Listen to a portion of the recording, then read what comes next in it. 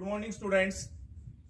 जैसा कि हमने वॉइस का टॉपिक शुरू किया हुआ है और मैंने वीडियो कल भी डाली थी, मुझे लगता है कि हमें एक बार फिर इसको नए सिरे से स्टार्ट करना है। इसका बेस आपको समझाना है।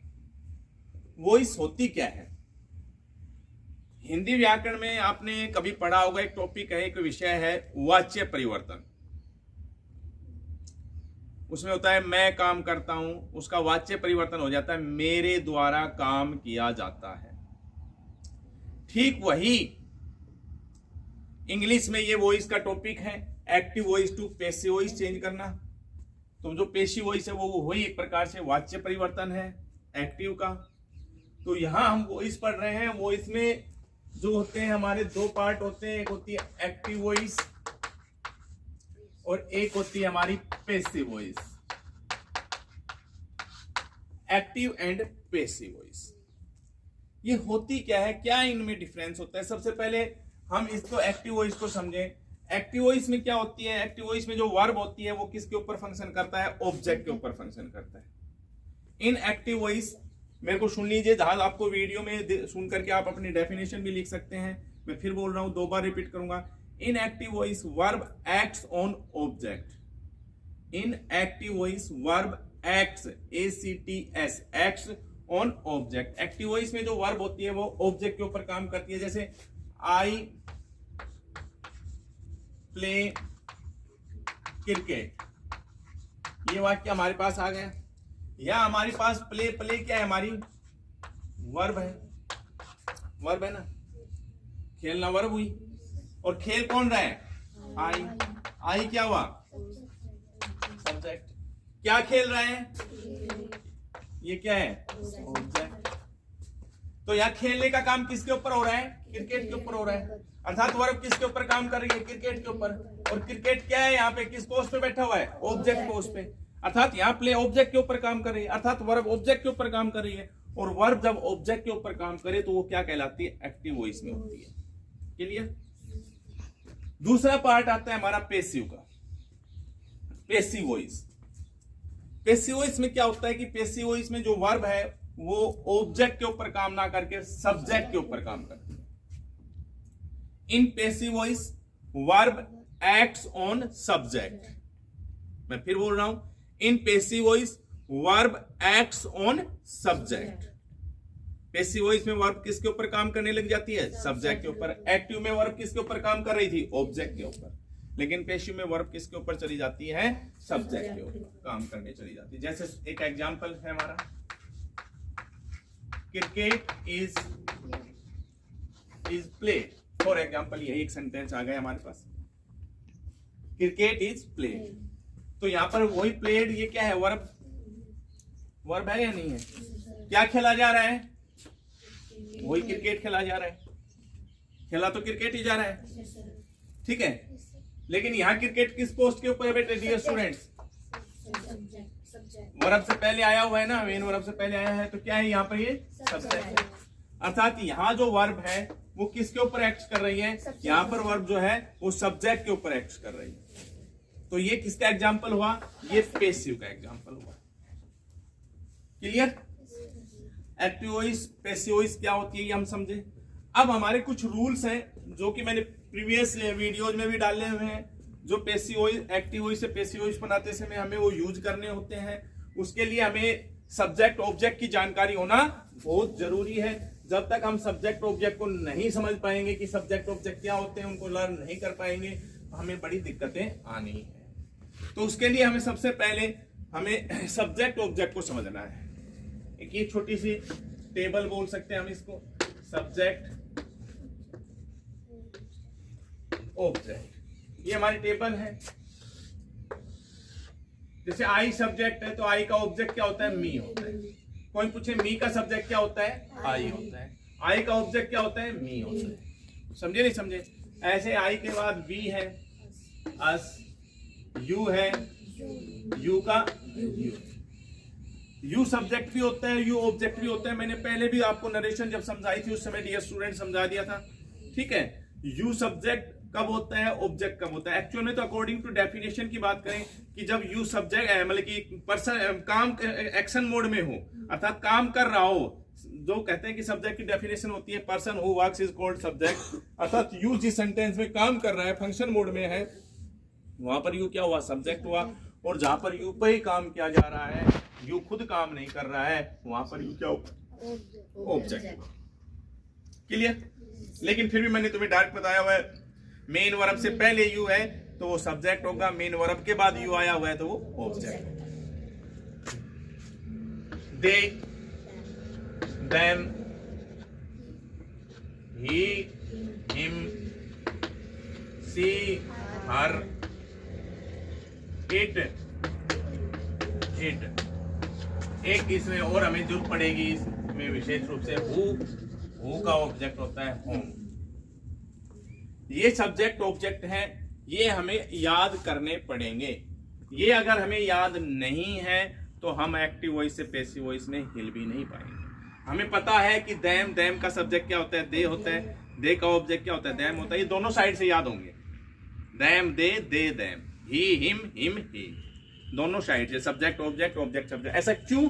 क्योंकि active voice to passive voice change करते समय क्या होता है कि एक्टिव वॉइस के ऑब्जेक्ट को पैसिव वॉइस का सब्जेक्ट और एक्टिव वॉइस के सब्जेक्ट को पैसिव वॉइस का ऑब्जेक्ट, अर्थात सब्जेक्ट है वो ऑब्जेक्ट बन जाता है, ऑब्जेक्ट है वो सब्जेक्ट बन जाता है। कब? जब हम एक्टिव वॉइस से पैसिव वॉइस बनाते हैं तो एक्टिव वॉइस के ऑब्जेक्ट को पैसिव वॉइस का सब्जेक्ट और एक्टिव वॉइस के सब्जेक्ट को पैसिव वॉइस का ऑब्जेक्ट, ऐसे हम चेंज करते हैं। प्रीवियस वीडियोज में भी मैंने इस बारे में अच्छे से बताया हुआ है, उसमें भी आप चेक कर सकते हैं। क्लियर?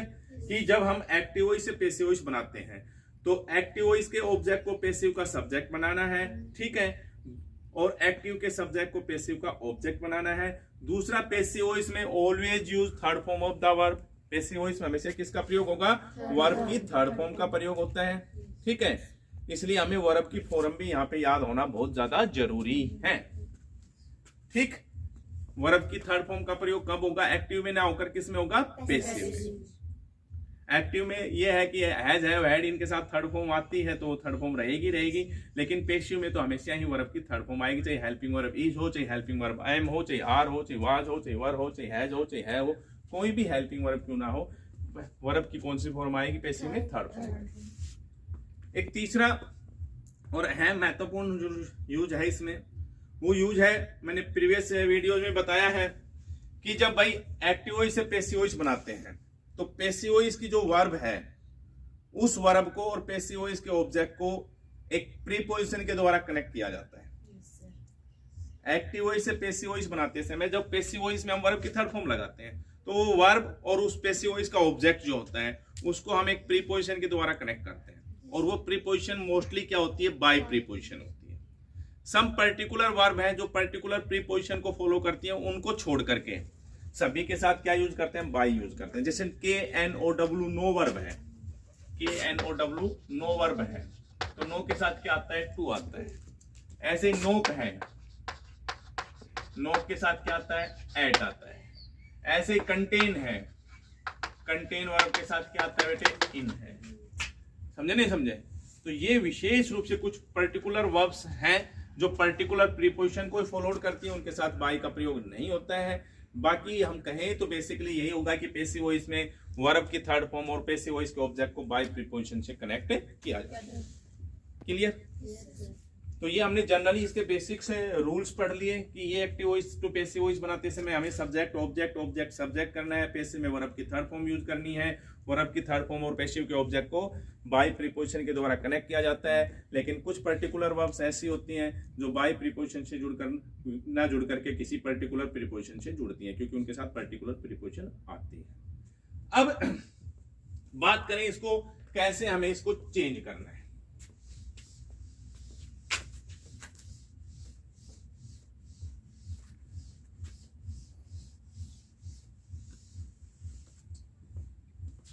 चेंज करने की बात आती है तो सबसे पहले हम इसको टेंस वाइज चेंज करें। सबसे पहले हम प्रेजेंट सिंपल टेंस को ही पैसिव में चेंज करके देख लेते हैं। प्रेजेंट सिंपल टेंस या प्रेजेंट इंडेफिनिट टेंस को हम पैसिव में कैसे चेंज करेंगे? तो सबसे पहले प्रेजेंट सिंपल टेंस के आइडेंटिफिकेशन के ज्ञान होना जरूरी है। वर्ब की फर्स्ट फॉर्म या फर्स्ट फॉर्म प्लस एस या ईएस। ये प्रेजेंट सिंपल टेंस की आइडेंटिफिकेशन है। टेंस हमें जस्ट अभी पढ़े ही हैं। और वर्ब की फर्स्ट फॉर्म और फर्स्ट फॉर्म प्लस एस या इज प्रेजेंट सिंपल टेंस के अफर्मेटिव सेंटेंस की आइडेंटिफिकेशन है। नेगेटिव इंटरोगेटिव में यहाँ पर किसका प्रयोग होता है? वो प्रयोग होता है डू या डज प्लस वर्ब की फर्स्ट फॉर्म। ये नेगेटिव इंटरोगेटिव की आइडेंटिफिकेशन है। ये फर्स्ट फॉर्म और फर्स्ट फॉर्म प्लस एस या इज ये अफर्मेटिव सेंटेंस की आइडेंटिफिकेशन है। और जब ये हमें कहीं किसी सेंटेंस में मिल जाए और उन सेंटेंसेस को हमें पेशी में चेंज करना हो, देन ये चेंज हो जाते हैं is, am, are plus third form of verb. अर्थात वर्ब की फर्स्ट फॉर्म ओनली वर्ब की फर्स्ट फॉर्म है और उस सेंटेंस को हमें पेशी में चेंज करना है तो चेंज हो जाती है is, am, are plus verb की थर्ड फॉर्म में। या फिर डू प्लस वर्ब की फर्स्ट फॉर्म है या फिर डज प्लस वर्ब की फर्स्ट फॉर्म है तो चेंज हो जाती है is, am, are plus verb की थर्ड फॉर्म। अब हमें ये पता है, ये टेंस अभी जस्ट पढ़ के गए, इज हेल्पिंग वर्ब का प्रयोग किसके साथ होता है? ही, सी, इट सिंगुलर के साथ इज, आई के साथ एम और वी, यू, दे प्लूरल के साथ आर। ये जनरली आप टेंस वॉइस के लिए उस टेंस को भी पढ़ना जरूरी है। प्रेजेंट सिंपल टेंस एक बार फिर पढ़ोगे घर पे जा करके, आप अपनी बुक खोल करके, नोटबुक खोल के, तो आपको ज्यादा क्लियर की। ठीक है, अब जैसे स्ट्रक्चर वाइज हम इसको करें। प्रेजेंट सिंपल टेंस के अफर्मेटिव सेंटेंस का स्ट्रक्चर क्या होता है? प्रेजेंट सिंपल टेंस के अफर्मेटिव सेंटेंस का स्ट्रक्चर होता है सब्जेक्ट प्लस वर्ब की फर्स्ट फॉर्म प्लस एस या ईएस। ये एस या ईएस हमेशा आएंगे या अल्टरनेटिव है? अल्टरनेटिव है। एक्सप्लेन करोगे लोकेश एक बार?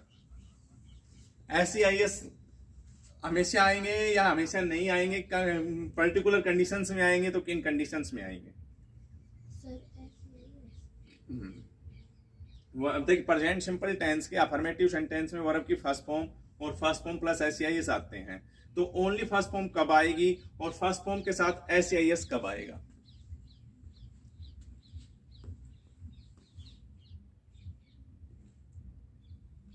ये होती है आप लोगों की स्टडी ना करने। कई बार होता है काम कर लिया, सारा काम कर लिया, अरे पीछे के काम को रिवाइज कर लीजिए। और ये चीज नरेशन में भी टेंस पढ़ के गए हैं हम, ओनली पर्टिकुलर टेंस का टॉपिक भी हमने पढ़ा है और अब हम वॉइस में पढ़ रहे हैं। उस समय भी मैंने बताया था, बहुत अच्छे से ध्यान से बताया था कि बेटे ये अल्टरनेटिव है, हमेशा एस या एस नहीं लगता है, इसके लिए हमें सब्जेक्ट को देखना पड़ता है। यदि subject he, she, it singular noun हो तो एस या एस लगता है। यदि subject I, we, you, they plural हो तो एस या एस नहीं लगता, ओनली वर्ब की फर्स्ट फॉर्म आती है। ये प्रेजेंट सिंपल टेंस के अफर्मेटिव सेंटेंस का रूल है। अगर आप स्टडी किए होते तो आप तुरंत बता देते। ये बगैर स्टडी का रिजल्ट है। Subject plus first form plus S C I S plus object, ये प्रेजेंट सिंपल टेंस के अफर्मेटिव सेंटेंस का स्ट्रक्चर है और ये अफर्मेटिव एक्टिव स्ट्रक्चर है। अब इस स्ट्रक्चर को हम प्रेजेंट सिंपल टेंस के अफर्मेटिव पेसिव में चेंज करेंगे तो कैसे चेंज होगा? रूल बताया था, ऑब्जेक्ट को क्या करना होगा? सब्जेक्ट प्लस ये फर्स्ट फॉर्म या एस आई एस किस में चेंज हो जाएंगी? Am are plus third form में, थर्ड फॉर्म में। और मैंने बताया था वर्ब की थर्ड फॉर्म और ऑब्जेक्ट को बाय प्रीपोजिशन से कनेक्ट किया जाएगा प्लस बाय, प्लस ये सब्जेक्ट क्या बन के आ जाएगा?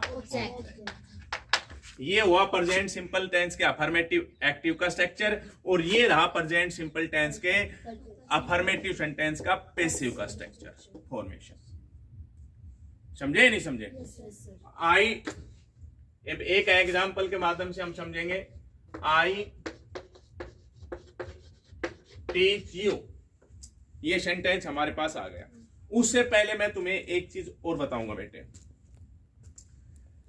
हर सेंटेंस की पैसिव चेंज नहीं होती है। ध्यान से रखें पहले तो, कि आप सोचे कि हर सेंटेंस की पैसिव चेंज हो जाएगी। हर सेंटेंस की पैसिव चेंज नहीं होती है। उसके लिए एक तो ऑब्जेक्ट का होना बहुत जरूरी है, दूसरा ट्रांजिटिव इंट्रांजिटिव वर्ब पढ़ी होंगी, कर्मक क्रिया सकर्मक क्रिया। आप लोगों ने हिंदी व्याकरण में नहीं पढ़ी? सर हिंदी व्याकरण में पढ़ी, इंग्लिश में नहीं पढ़ी। हाँ, तो हिंदी में पढ़ी है तो ऐसे इंग्लिश में इनको ट्रांजिटिव और इंट्रांजिटिव बोलते हैं। तो जो इंट्रांजिटिव वर्ब होती हैं, इंट्रांजिटिव वर्ब कौन सी होती हैं? जिनमें ऑब्जेक्ट की रिक्वायरमेंट नहीं होती है, और ट्रांजिटिव होती हैं जिनको ऑब्जेक्ट की रिक्वायरमेंट होती है अपने मीनिंग के लिए। जैसे आई प्ले है, तो यहां पर प्ले जो है वो ट्रांजिटिव वर्ब है, मैं खेलता हूं। तो वहां पर पूछेगा अगला भाई क्या खेलता है, क्रिकेट खेलता है, हॉकी खेलता है, फुटबॉल खेलता है, अर्थात प्ले को ऑब्जेक्ट की आवश्यकता पड़ी। लेकिन कहता है आई स्माइल, मैं मुस्कुराता हूं। स्माइल वर्ब भी है, लेकिन यहां इसको ऑब्जेक्ट की आवश्यकता नहीं, मैं मुस्कुराता हूं, मैं ठीक। समझे नहीं समझे? तो स्माइल है, ये स्माइल कैसी हुई, इंट्रांजिटिव वर्ब हुई। क्लियर? तो ये भी ध्यान रख लीजिए कि जरूरी नहीं कि आप सेंटेंस आ गए उसका पैसिव चेंज ही होगा, उसको भी एक बार चेक कर लीजिए। यहाँ पर हमारा सब्जेक्ट है, ये वर्ब है, ये ऑब्जेक्ट है, अर्थात कंप्लीट है, पैसिव में चेंज होगी। टीच कैसी वर्ब की फर्स्ट फॉर्म है, ये सब्जेक्ट है, ये ऑब्जेक्ट है। थोड़ा सा देखिए ये वाक्य इस स्ट्रक्चर पे है ना, कहाँ है आर्यन स्ट्रक्चर पे? SCIS तो मैंने लगाया ही नहीं इसके साथ, उसमें तो फर्स्ट फॉर्म प्लस SCIS भी तो है भैया, और वो मैंने लगाया ही नहीं, तो कहाँ हुआ उस स्ट्रक्चर पे? ये बेटे मैंने कहा सब्जेक्ट है, फर्स्ट फॉर्म है, SCIS है, ऑब्जेक्ट है। मैंने कहा कि ये वाक्य इस स्ट्रक्चर पे है, इस स्ट्रक्चर पे है, तो इसके साथ मैंने SCIS क्यों नहीं लगाया भाई? जस्ट मैंने बिफोर 1 मिनट इस चीज को एक्सप्लेन किया था, जिसके लिए श्रीमान जी खड़े हुए हैं, लोकेश कुमार जी। मैंने बताया था बेटे SCIS इसलिए नहीं लगाया क्योंकि यहाँ सब्जेक्ट क्या है, आई है, ये अल्टरनेटिव है। जब सब्जेक्ट ही सीट कोई सिंगुलर होता तो SCIS लगता, यदि subject I we you they plural है तो SCIS नहीं लगेगा, ओनली वर्ब की फर्स्ट फॉर्म लगेगी। समझ गए? अल्टरनेटिव है तो अल्टरनेटिव का मतलब वैकल्पिक है, आ भी सकता है, नहीं भी आ सकता है। किसके ऊपर डिपेंड करता है आना और नहीं आना? सब्जेक्ट के ऊपर। सब्जेक्ट ही सीट सिंगुलर होगा तो SCIS आएगा, subject I we you plural होगा तो नहीं आएगा। क्लियर? ये वाक्य स्ट्रक्चर पे हो गए आप, ठीक है? SCIS क्यों नहीं है? क्योंकि सब्जेक्ट आई आ गया। अंडरस्टैंड? जब ये वाक्य इस स्ट्रक्चर पे है तो इस वाक्य की पैसिव इस स्ट्रक्चर पे जाएगी, इस स्ट्रक्चर पे जाएगी। तो क्या कह रहा है, ऑब्जेक्ट को सब्जेक्ट बनाए, ऑब्जेक्ट यू है, और यू का सब्जेक्ट क्या होता है, अभी टेबल लिखी थी हमने, यू ही होता है। Clear? Plus is am are, सब यू के साथ क्या आएगा, आर आएगा। यू आर प्लस वर्ब की third form, you are taught plus क्या है, बाई। अब यहाँ उसके लिए हमें वर्ब देखी, वर्ब कोई पर्टिकुलर वर्ब तो है नहीं, टोट के साथ फिर क्या यूज कर लिया, बाई। प्लस सब्जेक्ट को ऑब्जेक्ट करेंगे, आई का ऑब्जेक्ट क्या हो जाएगा, dear students, me. You are taught by me. मैंने जितना आज पढ़ाया है मैं एक्सपेक्ट करूंगा सभी से, जो स्टूडेंट यहाँ मेरे पास मौजूद है वो भी, और जो स्टूडेंट्स घर पे पढ़ रहे हैं, वीडियो देख रहे हैं, उनसे भी एक्सेप्ट करूंगा कि वो इस वीडियो को देखें और कुछ प्रैक्टिस करें, और किसी को प्रॉब्लम हो तो कम से कम मेरे से कॉल करके, हिचकिचाए ना, हेजिटेशन ना रखें कि भाई सर के पास फोन करेंगे, सर क्या कहेंगे। कोई नहीं, मेरे को बड़ा आनंद आता है स्टूडेंट से बात करने में। क्लियर?